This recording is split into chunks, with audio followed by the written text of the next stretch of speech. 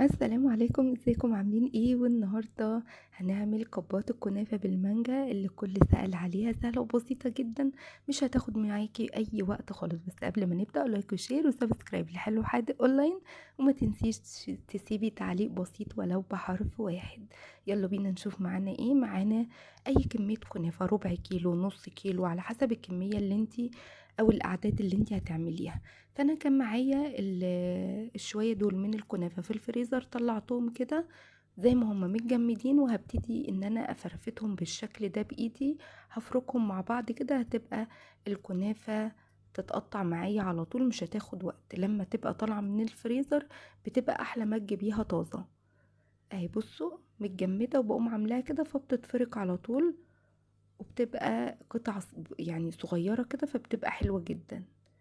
اهي بصوا الموضوع سهل وبسيط، وانتي مش هتاخد معاكي نص ساعة تحضير، لان الفرن هياخد وقت شوية في التحمير. لكن لو هي متحمرة جاهزة، ساعات انا بحمرها وبسيبها في التلاجة، لكن ما كانش عندي وقتها فطلعت وهنحمرها سوا دلوقتي. اهو بصوا، هنفرك بقى كل ده كده. والكمية مهما تحمري الكنافة في قلب الفرن مش بتاخد معاكي سمنة كتير زي ما تحمريها على البوتاجاز من فوق. اهو هنبتدي كده خلاص، قطعناها كويس. هنجيب بقى معلقة من السمنة كده، وهنحطها على الوش زي ما هي، يعني مش لازم ان انتي تسيحيها او اي حاجة. اهي بصوا حتة بسيطة كده من السمنة، اي نوع سمنة عندك بس كده. وهتسيبيها بقى وهتدخليها الفرن على كده في الشواية، يعني هتولعي الشواية، وكل شوية بقى هتطلع وهتقلبي. هنشوف دلوقتي هنعمل ايه.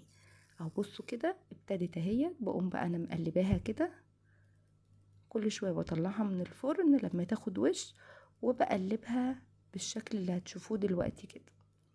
بنقلب بقى كله ببعضه كده. لو انتي حابة تقفي على البوتاجاز وتعمليها على البوتاجاز تمام، لكن عشان ما تاخدش معاكي بقى وقت وتتنيكي واقفة، لان طبعا ما ينفعش تسيبيها، فانا بحطها في الفرن في الشواية بيبقى احسن. حتة السمنة اللي حطيناها على الوش ساحت، وهتدخل في كل المقدار اللي معانا ده.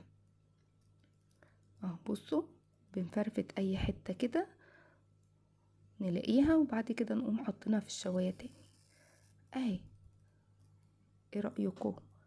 شوف كلها بقى كل شوية لما طلعتها وقعدت اقلب فيها، كلها اخدت لون واحد، بقت بالشكل الجميل اللي انتوا شايفاه ده. هنركنها بقى على جنب وهنسيبها تبرد خالص تماما، ولا بينضاف عليها سكر ولا بيضاف اي حاجة. طبعا انا ما خزنتش مانجا السنة دي، فجبت بقى كيس المانجا ده، هو كيس كيلو ب85 جنيه، من مصنع العبد. بس طلعت مانجا جميلة الصراحة، فريش يعني كأنها طازة.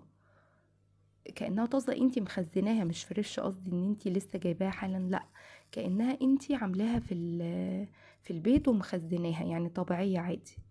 جبت بقى منها قطع كده وقعدت، هي ما بتبقاش زي ما انا عاملاها كده. انا طلعت منها شرايح وقعدت قطعتها مكعبات زي ما انتوا شايفين كده. ضربت ربع كوباية من الكريم شانتيه واتبقى منها والله. اهو، ربع كوباية من الكريم شانتيه ضربتها، وقمت ابتديت احط في الكوبايات كده. الكنافة كانت بردت معانا تماما، حطينا في الأرضية كريم شانتيه، حطينا فوقيه كنافة بقى من اللي احنا عاملينها. طب مقدار الكريم شانتيه بيتعمل ازاي؟ الربع كوباية من الكريم شانتيه ده بحط نصها سكر وضعفها مية. يعني حطيت 8 كوباية من السكر، عليها نص كوباية من المية المتلجة، تكون المية طالعة من الفريزر فيها تلج، تحطي منها نص كوباية، وبتبتدي تضربي. وحطيت كريم باستري ولبن بودر. ابتديت اضرب الكلام ده كله مع بعضه، السكر مع الكريم باستري واللبن البودر الاول، وبعد كده نزلت بالكريم شانتيه ضربتهم لغايه ما جمدوا معانا. وابتديت ان انا احطه زي ما انتم شايفين كده. اللي معايا ده جيلو مانجا، طب يعني طعمه كأنه مانجا طبيعية، فانا بحب اطعم بيه الحاجة، وبالذات لما يبقى فيها مانجا اكتر. فانا حطيت بقى كريم شانتيه، وحطيت كنافة من اللي احنا حمرناها، وحطيت من جيلو المانجا ده، وحطيت طبقة كريم شانتيه كمان. هنحط بقى قطع من المانجا على حسب ما تحبي، بقى نحط قطع كده كام واحدة من قطع المانجا اللي احنا قطعناها مكعبات. هي مبتبقاش جاية كده يا جماعة، هي بتبقى جاية شرايح، وانتي بتقطعيها بقى زي ما انتي عايزة، شرايح رفيعة، بتقطعيها مكعبات زي ما انا عامله كده براحتك.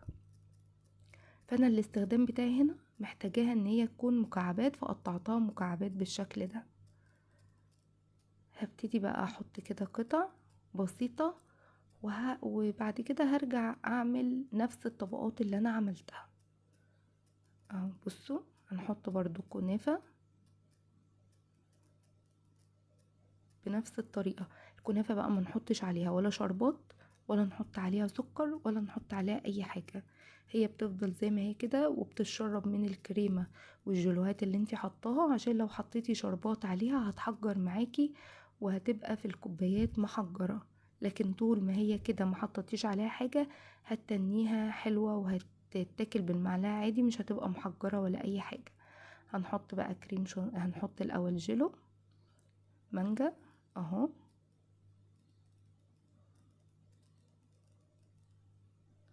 وبعد كده هنحط كريم شانتيه برضو بنفس الطريقة. بصوا الكوباية بقى بتبقى عبارة عن طبقات، مش شرط ان انتي تعمليه في كوباية زي ما انا عاملاه، ممكن تعمليه في اي اطباق اكليريك، في اي حاجة عندك شفافة. المهم هتبقى مدياكي منظر الطبقات دي، هتبقى جميل جدا جدا. انا كان عندي الكوبايات دي فقمت عاملة فيها بالطريقة اللي انتوا شايفينها كده، لكل واحد كوباية، فكان شكلها حلو أوي. بس هي تقيلة، عايزة اقول لكم ان الكنافة بالمانجا مع الكريمة بتبقى تقيلة، يعني الكوباية انتي مش بتقدري تخلصيها من ان هي بتبقى تقيلة، بس بتبقى طعمها جميل جدا جدا جدا.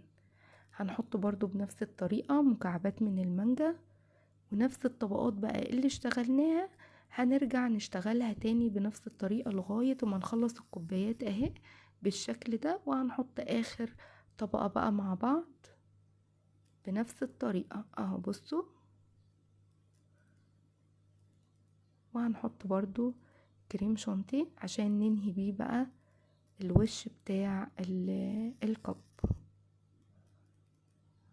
بصوا انا بحطه في كيس حلواني عشان يسهل عليا ان انا اشتغل على طول. ايه رأيكم؟